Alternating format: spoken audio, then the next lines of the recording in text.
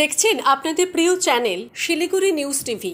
আজ 15ই আগস্ট বৃহস্পতিবার। Siliguri news TV চ্যানেলের পক্ষ থেকে আজ দেশের ৭৮তম স্বাধীনতা দিবসে সকল ভারতবাসীকে জানাই আন্তরিক প্রীতি ও শুভেচ্ছা। শুরু করছি আজকের খবর। রাতে স্বামীকে সামলাতে পারছো না, আবার রাস্তা দখল করতে যাচ্ছ। রাত দখলের আগে উদয়নের মন্তব্য ঘিরে তোলপাড়। চাল ডাল পাঠানো বন্ধ করবেন না, ভারতের রাষ্ট্রদূতকে করজোড়ে অনুরোধ বিদেশ উপদেষ্টার। স্ত্রীকে মোটরসাইকেলের পেছনে বেঁধে ঘোরালো স্বামী, দেখে নিন মর্মান্তিক ভিডিও। জয় শ্রীরাম বলতেই অ্যাটাক করলো এলাকায় আশ্রিত বাংলাদেশি আর রোহিঙ্গারা। হনুমান মূর্তিতে চলল ভাঙচুর। ভারতীয় অলিম্পিক খেলোয়াড় বিনেশকে পোশাক খোলার পরামর্শ বিজেপি নেতার। যোগী রাজ্যে অভিযোগ দায়ের। বিচারের পরিবর্তে অভিযুক্তকে বাঁচানোর চেষ্টা। মমতার বিরুদ্ধে ব্যাট হাতে মাঠে রাহুল। সিবিআই এর মামলায় অন্তর্বর্তী জামিনের আবেদন খারিজ সুপ্রিম কোর্টে। আপাতত জেলই ঠিকানা কেজরির। সক্রিয় মৌসুমী অক্ষরেখা। স্বাধীনতা দিবসে রাজ্যের একাধিক জেলায় ভারী বৃষ্টির পূর্বাভাস। প্রতিদিন সঠিক খবর নিয়মিত শোনার জন্য সাবস্ক্রাইব করুন শিলিগুড়ি নিউজ টিভি চ্যানেলটিকে। আসছি বিস্তারিত খবরে। আরজিকর হাসপাতালের ঘটনায় শুধু চিকিৎসক মহলে নয়, ক্ষোভ ছড়িয়েছে গোটা রাজ্যে। তিলোত্তমার বিচার চেয়ে বার্তা দিচ্ছে গোটা দেশ। মহিলাদের ওপর এই ধরনের নারকীয় অত্যাচার যাতে বন্ধ হয়, তার জন্য গতকাল বুধবার রাতে প্রতিবাদে রাস্তায় নেমেছিলেন মহিলারা। 14ই আগস্টের সেই রাত দখলের আগে রাজ্যের মন্ত্রী উদয়ন গুহর মন্তব্য ঘিরে চড়েছে বিতর্কের পারদ। রাতে মহিলাদের পথে নেমে প্রতিবাদের সিদ্ধান্তকে কার্যত কটাক্ষ করেন উত্তরবঙ্গ উন্নয়ন মন্ত্রী উদয়ন গুহ। তার মন্তব্যের বিরুদ্ধে সরব হয়েছে বিজেপি। 14ই আগস্ট রাত 11টা থেকে রাজ্যের একাধিক শহর ও মফস্বলে পথে নেমেছিলেন মহিলারা। কর্মসূচি চলেছে যাদবপুর, কলেজ স্ট্রিট থেকে শুরু করে 2 চব্বিশ পরগনা, মালদহ, মুর্শিদাবাদের মতো জেলাতেও। তার আগেই ফেসবুকে একটি পোস্ট করেছেন উদয়ন গুহ। তিনি লিখেছিলেন, দিনহাটার কেউ কেউ রাতের দখল নিতে চাইছেন, আমার সমর্থন থাকলো, তবে স্বামীর অত্যাচার থেকে বাঁচতে রাতে ফোন করবেন না। উদয়নের এই পোস্ট ঘিরে নতুন করে ছড়িয়েছিল বিতর্ক। কমেন্ট বক্সে মন্ত্রীর বক্তব্যের প্রতিবাদ জানিয়েছেন অনেকেই। মন্ত্রী কিভাবে গার্হস্থ্য হিংসাকে আশকারা দিচ্ছেন, এমন প্রশ্নও তুলেছেন কেউ কেউ। অন্যদিকে মন্ত্রীর মন্তব্যের বিরুদ্ধে প্রতিক্রিয়া দিয়েছেন রাজ্যের বিরোধী দল বিজেপিও। সোশ্যাল মিডিয়া পোস্টে বিজেপি লিখেছে, মহিলারা যখন রাতে রাস্তায় বেরিয়ে প্রতিবাদ জানাতে চাইছেন, তখন আপনি এমন অশ্লীল মন্তব্য করছেন, এমনকি রাতে অত্যাচারিত হলে সাহায্য না করার কথাও বলছেন। চাল ডাল সহ নিত্য প্রয়োজনীয় জিনিস যাতে ভারত থেকে পাঠানো বন্ধ না হয়, তার জন্য ভারতীয় রাষ্ট্রদূতকে করজোড়ে অনুরোধ জানালেন আইএসআই এর মদতপুষ্ট অন্তর্বর্তী সরকারের বিদেশ উপদেষ্টা।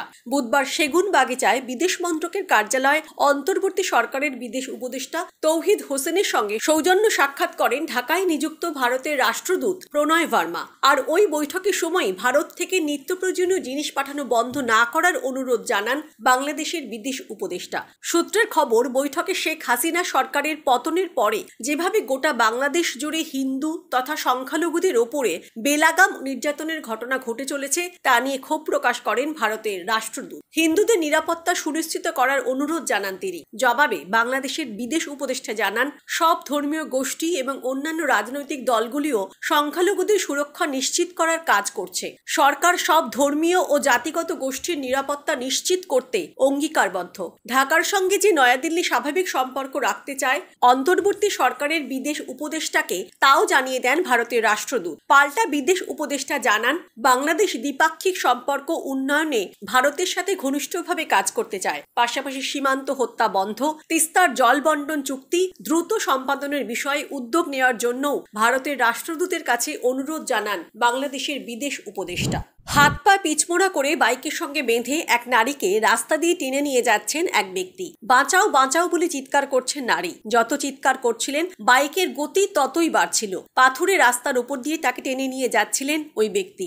বেশ কয়েক পাক চালানোর পর বাইক থামিয়ে নামেন। তারপর শুরু হয় মারধর। এরপর ওই নারীর শরীরের উপর উঠে দাঁড়িয়ে পড়েন। এমনই একটি শিউরে ওঠা দৃশ্য প্রকাশ্যে এসেছে ভারতের রাজস্থানে। স্থানীয় বেশ কয়েকটি সূত্র জানিয়েছে, যে ব্যক্তি ওই নারীকে বাইকের পেছনে বেঁধে টেনে নিয়ে যাচ্ছিলেন, তার নাম প্রেম কুমার মেঘওয়াল। সম্পর্কে তারা স্বামী ও স্ত্রী। জানা গেছে, ওই নারী তার বোনের বাড়িতে যাওয়ার জন্য আবদার করেছিলেন। অভিযোগ, সেই আবদারের কথা শুনতেই মেজাজ হারান প্রেম কুমার। তারপরই স্ত্রীকে শাস্তি দিতে হাত পা পিছমোড়া করে বাইকের পিছনে বাঁধেন। তারপর পাথুরে রাস্তা দিয়ে টানতে টানতে নিয়ে যান। ঘটনাটি প্রকাশ্যে আসতেই অভিযুক্তের বিরুদ্ধে ব্যবস্থা নিতে তৎপর হয় পুলিশ। ভিডিওটি খতিয়ে দেখে এলাকা চিহ্নিত করে অভিযুক্তকে গ্রেপ্তার করা হয়েছে। অভিযুক্তকে জেরা করে এই ঘটনার কারণ খোঁজার চেষ্টা চেষ্টা করছে পুলিশ। স্থানীয়রা আরও জানিয়েছেন, প্রেম কুমার বেকার, মাদকাসক্ত। তার বিরুদ্ধে বেশ কয়েকটি ধারায় মামলা দায়ের করেছে পুলিশ। নাগাউরের পুলিশ সুপার নারায়ণ তোগাস এক সংবাদ মাধ্যমকে জানিয়েছেন, প্রেম কুমারের বিরুদ্ধে এফআইআর দায়ের করা হয়েছে। প্রাথমিকভাবে মনে করা হচ্ছে বোনের বাড়ি যাওয়া নিয়ে স্বামীর সঙ্গে ঝগড়া হয়েছিল ওই নারীর। তারপরই তার উপর হামলা চালান প্রেম কুমার। ধারণা করা হচ্ছে ঘটনাটি গত মাসে, তবে সম্প্রতি এটি সামাজিক মাধ্যমে ছড়িয়ে পড়ে। এরপর শুরু হয় সমালোচনা।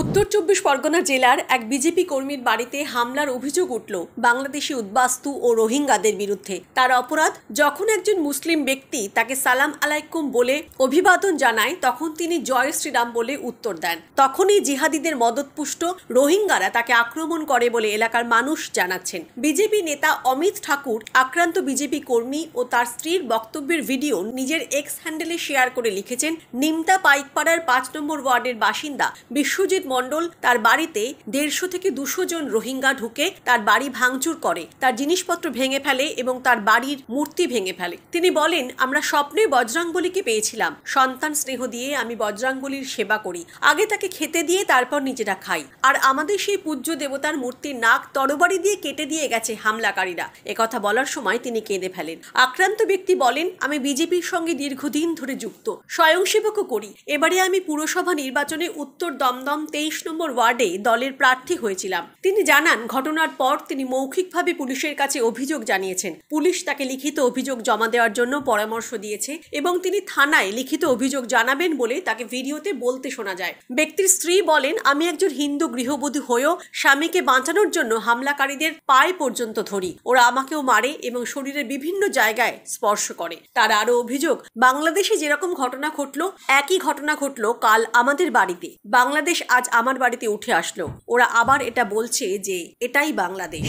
অলিম্পিকে পদক লাভ এখনো অধরা রয়েছে আন্তর্জাতিক ক্রীড়া আদালতের রায়ের কারণে। ক্রমশ পিছচ্ছে সেই মামলার রায়দান। ততই ভারতীয়দের মধ্যে আশা ক্ষীণ হচ্ছে বিনেশ ফোগতের পদক লাভের। তবুও দেশের মানুষ সম্মানের জন্য প্রার্থনা করছেন বিনেশের জন্য। আর সেখানেই উত্তরপ্রদেশের বিজেপি নেতা সোশ্যাল মিডিয়ায় দাবি করলেন, কিছু পোশাক খুলে ফেললেই কাঙ্ক্ষিত ওজন কমে যেত তার। একদিকে যখন বাংলায় বিজেপি নেতারা নারীর সম্মান নিয়ে বড়াই করে পথে নামছেন, সেখানে বিজেপি নেতার বিনেশকে নিয়ে এই অশালীন মন্তব্য প্রবল ক্ষোভ জাট সম্প্রদায়ের মধ্যে। সোশ্যাল মিডিয়ায় বিনেশের নিশ্চিত অলিম্পিক পদক হাতছাড়া হওয়া নিয়ে আফসোস প্রকাশ করেন এক যুবক। তাতেই অসম্মানজনক প্রতিক্রিয়া দেন বিশাল ভার্সান্য নামে ওই বিজেপি নেতা। বিনেশ সম্পর্কে তিনি লেখেন, ভারতীয় অলিম্পিয়ান ইতিমধ্যেই যৌন নির্যাতনের শিকার। সেই কলঙ্ক তার কপালে লেগে গিয়েছে। একজন মহিলার যৌন নির্যাতনে তার বেআব্রু পরিস্থিতির নক্কারজনক পরিবেশন করেন। তবে এর থেকেও কুৎসিত আক্রমণ আলিগড়ের বিজেপি নেতা করেন বিনেশের অলিম্পিকের ওজন পরীক্ষা নিয়ে। তিনি দাবি করেন, 2টি বা 4টি পোশাক খুলে ফেললেই 200 গ্রাম ওজন কমে যেত।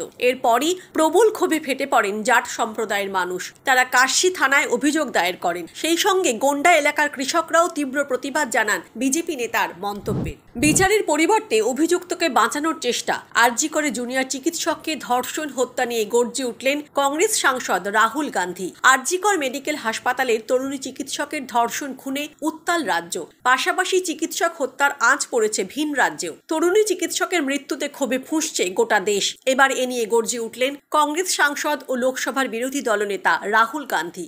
আরজি করে তরুণী চিকিৎসককে ধর্ষণ ও খুনের ঘটনায় কংগ্রেস নেতা রাহুল গান্ধী বলেছেন, কলকাতায় এক জুনিয়র ডাক্তারকে ধর্ষণ ও হত্যার নৃশংস ঘটনায় গোটা দেশ হতবাক। অভিযুক্তকে বাঁচানোর চেষ্টা হাসপাতাল এবং স্থানীয় প্রশাসনের উপর গুরুতর প্রশ্ন তুলেছে। নির্যাতিতার পরিবারকে যে কোনো মূল্যে বিচার পেতে হবে। আরজিকর হাসপাতালের ধর্ষণের ঘটনায় হতাশা প্রকাশ করে লোকসভার বিরোধী দলনেতা রাহুল গান্ধী বলেছেন, এই ধরনের ঘটনা চিকিৎসক সমাজ ও নারীদের মধ্যে নিরাপত্তাহীনতার পরিবেশ তৈরি করছে। তিনি আরো বলেন, এই মামলায় আসামিদের বাঁচানোর চেষ্টা হাসপাতাল ও স্থানীয় প্রশাসনের উপরও গুরুতর প্রশ্ন তুলেছে। কংগ্রেস নেতা Rahul Gandhi social media platform এক্সে তার দীর্ঘ পোস্টে বলেছেন, কলকাতায় এক জুনিয়র ডাক্তারকে ধর্ষণ ও হত্যার নৃশংস ঘটনায় গোটা দেশ হতবাক। শিক্ষানবিশ চিকিৎসকের বিরুদ্ধে যেভাবে নিষ্ঠুর ও অমানবিক কর্মকাণ্ডের ঘটনা সামনে আসছে তাতে চিকিৎসক সমাজ ও নারীদের মধ্যে নিরাপত্তাহীনতার পরিবেশ বিরাজ করছে। ন্যায় বিচারের পরিবর্তে মূল অভিযুক্তদের বাঁচানোর চেষ্টা একটি গুরুতর বিষয়। স্থানীয় প্রশাসনের নীরবতা নিয়েও প্রশ্ন তুলেছেন কংগ্রেস সাংসদ। সুপ্রিম কোর্টে স্বস্তি মিলল না দিল্লির মুখ্যমন্ত্রী তথা আম আদমি পার্টির প্রধান অরবিন্দ কেজরিওয়ালের। বুধবার শীর্ষ আদালত তার অন্তর্বর্তী জামিনের আবেদন শুনল না। এই মামলায় কেন্দ্রীয় তদন্তকারী সংস্থা সিবিআইয়ের বক্তব্য জানতে চাওয়া হয়েছে। 23শে আগস্ট এই মামলার পরবর্তী শুনানি হবে। সেদিনই সিবিআইকে কেজরিওয়ালের জামিন প্রসঙ্গে বক্তব্য জানাতে হবে। প্রসঙ্গত, দিল্লির আবগারি মামলায় ইডির হাতে গ্রেপ্তার হয়েছিলেন অরবিন্দ কেজরিওয়াল। ওই একই মামলায় সিবিআইও তাকে গ্রেপ্তার করে। সেই মামলাতেই জামিন চেয়ে দিল্লি হাইকোর্টের দ্বারস্থ হন কেজরি। হাইকোর্ট জামিনের আবেদন প্রত্যাখ্যান করার পরই গত 12ই আগস্ট সুপ্রিম কোর্টের দ্বারস্থ হন আপ প্রধান। বুধবার সুপ্রিম কোর্টের বিচারপতি সূর্যকান্তের বেঞ্চে কেজরিওয়ালের পক্ষের আইনজীবী অভিষেক মানু সিংভি জানান, কেজরিওয়ালকে গত 10ই মে আবগারি মামলায় অন্তর্বর্তী জামিন দেওয়া হয়েছিল। তারপর জুলাই মাসে ওই একই মামলায় তিনি জামিন পান। এমনকি নিম্ন আদালতও সিবিআইয়ের একটি মামলায় কেজরিওয়ালের জামিন মঞ্জুর করেছে। পাশাপাশি সিবিআইয়ের গ্রেপ্তারিকে বেআইনি বলে উল্লেখ করা হয় সুপ্রিম কোর্টে। তবে অন্তর্বর্তী জামিন দেওয়া যাবে না বলে জানিয়ে দেয় শীর্ষ আদালত। এই মুহূর্তে বাংলার সক্রিয় মৌসুমী অক্ষরেখা। রাজ্যের একাধিক জেলায় বৃষ্টির পূর্বাভাস জারি। আলিপুর আবহাওয়া দপ্তর জানাচ্ছে, এদিন বিক্ষিপ্তভাবে ভারী বৃষ্টি হতে পারে রাজ্যের কিছু জেলায়। একই সঙ্গে বাতাসে জলীয় বাষ্পের পরিমাণ বেশি থাকায় বজায় থাকবে আর্দ্রতাজনিত অস্বস্তিও। বৃষ্টির সম্ভাবনা রয়েছে উত্তরবঙ্গেও। বুধবার থেকে শনিবার ভারী বৃষ্টির সম্ভাবনা রয়েছে জলপাইগুড়ি ও কোচবিহারে। বাকি জেলায় বিক্ষিপ্তভাবে হতে পারে হালকা থেকে মাঝারি বৃষ্টিপাত। বৃহস্পতিবার স্বাধীনতা দিবসে ভারী বৃষ্টির সম্ভাবনা দক্ষিণবঙ্গের 6 জেলাতে। হাওড়া, পূর্ব ও পশ্চিম মেদিনীপুর, উত্তর ও দক্ষিণ 24 পরগনা এবং নদিয়াতে হতে পারে ভারী বৃষ্টি। এছাড়া বাকি জেলাগুলিতেও এদিন দিনের বিভিন্ন সময় হতে পারে বজ্রবিদ্যুৎ সহ হালকা থেকে মাঝারি বৃষ্টি। এরপর শুক্রবার বৃষ্টির পরিমাণ কিছুটা কমবে। সেই দিন দক্ষিণবঙ্গের 4 জেলায় ভারী বৃষ্টির পূর্বাভাস রয়েছে। সেক্ষেত্রে ভারী বৃষ্টি হতে পারে উত্তর ও দক্ষিণ 24 পরগনা এবং পূর্ব ও পশ্চিম মেদিনীপুরে। এছাড়া অন্যান্য জেলাতেও কমবে বৃষ্টি। এদিন শহর কলকাতার আকাশও মূলত মেঘলাই থাকবে। রয়েছে বজ্রবিদ্যুৎ সহ 2-1 পশলা হালকা বৃষ্টির সম্ভাবনাও। তবে আপাতত ভারী বৃষ্টির সম্ভাবনা নেই শহরে। খবর এখন এই পর্যন্তই। পরবর্তী খবরগুলো সবার প্রথমে পেতে আপনাদের প্রিয় শিলিগুড়ি নিউজ টিভি চ্যানেলটিকে সাবস্ক্রাইব করুন।